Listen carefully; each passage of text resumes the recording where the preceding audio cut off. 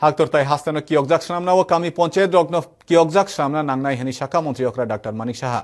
আগরতলানি এডিনগর গ্রাম স্বরাজ ভবন সংসাজাক হাস্তে বেরেমনি পঞ্চায়েত শাখা দিয়াফরমা পান্ডানো চেঙ্গৈব অকগ্ন শাখা বশাখা কামি পঞ্চায়েত রগ বাইথাংচু বাজাগ ওংনা নাংনাই কামি পঞ্চায়েত রগ্ন বাইথাঙ্গ করাক লাইনানি ব কবখা হাবারনি মানিনো সামুঙ্গ ফনাঙ্গৈ কামি পঞ্চায়েত রগ্ন সকাঙ্গৈ থাংনানি কগবিতি রেখা মন্ত্রী অকরা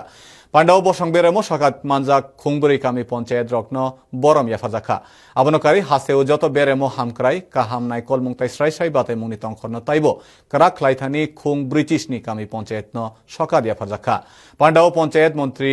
কিশোর বর্মন কগনারখা হাক্তর সামনানি ওয়ানসুক মুংন তুই সামুং তাংনাও মন্ত্রী অকরা লুকু আদংতাই সেবুরকনি ফাইসিং কগমুং নারখা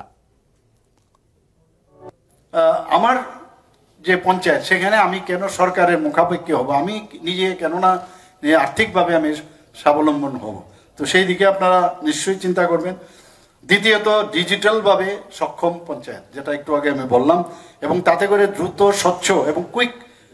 যে ডেলিভারি সিস্টেম সেটা সম্ভব হবে সেটা হচ্ছে কিনা সেদিকে নজরদারি রাখা এইগুলো যখন করবেন তো সারা ভারতবর্ষের মধ্যে এক একটা পঞ্চায়েত আপনারা কিন্তু একটা উল্লেখযোগ্য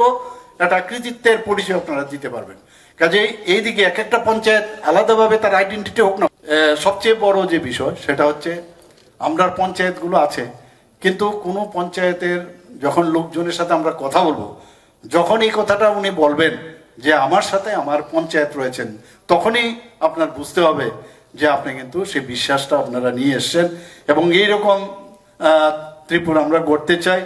এবং এখানে থাকবে অ্যাকাউন্টেবিলিটিও থাকতে হবে।